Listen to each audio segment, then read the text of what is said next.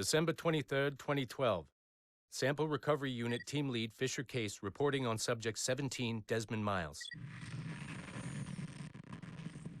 The subject was deceased and unattended. Time of death was placed around 00 hours and 7 minutes, with conditions favorable for DNA sample recovery. We had some initial concerns about interference in the vault, but given the skill and talent of this team, we were able to capture useful data.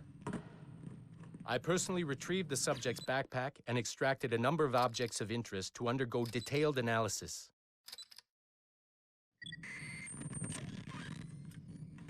The subject displayed burns to the right hand, severe enough to fuse the bones, indicating some kind of spontaneous, intense burn trauma. Honestly, we've never seen anything like it before. Head, neck, and torso remained in good condition.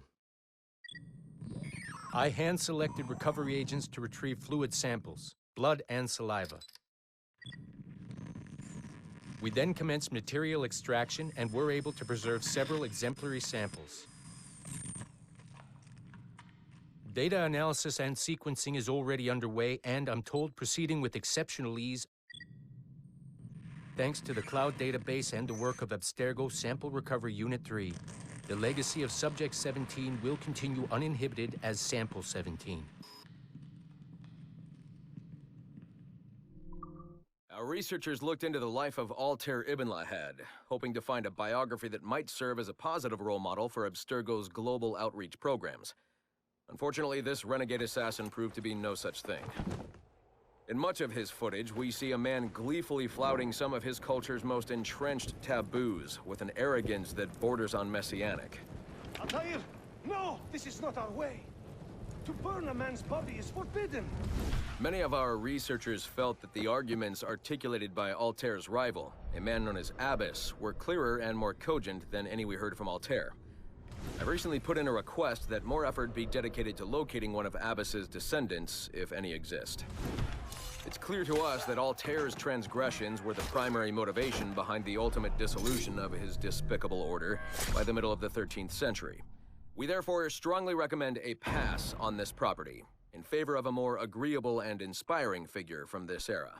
Our initial reports gave us hope that Enzio Auditore would serve as an ideal candidate for future Abstergo projects.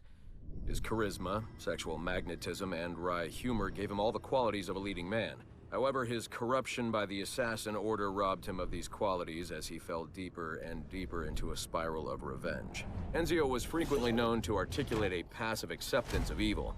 He was also a man of ugly contradictions, one who preached free thought, yet traveled well beyond his home country to proselytize his corrupted creed, just as he's doing here with this impressionable Chinese girl. Notice, too, that in his gestures and bearing there is still something of the old lecher in him. Enzio's entire personality is built around pure demagoguery, claiming his philosophy is about love when violence and coercion are his primary means of tackling problems. We have therefore come to the conclusion that Enzio Auditore da Firenze would be a risky character to develop. Our initial research into the life of Ratana Gaydon focused on a period spanning his late teens to his early 30s, but our researchers came away unimpressed by his calm and stoic demeanor, with occasional flashes of extreme anger. This was not the sort of leading man we felt comfortable endorsing. We decided, therefore, to delve into his early childhood, with the hope that scenes of pre-colonial America might hold some appeal. As you can see here, there is a certain naive charm and innocence to this young boy. Unfortunately, our researchers found this young man's story deeply problematic as well. For one, the omnipresence of the Mohawk culture lacks the balance necessary to tell the true story of America. And secondly, the Mohawk language would certainly be an issue for most of our audience.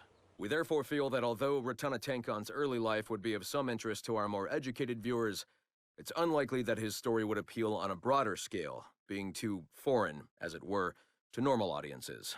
Our team recommends we pass on this property.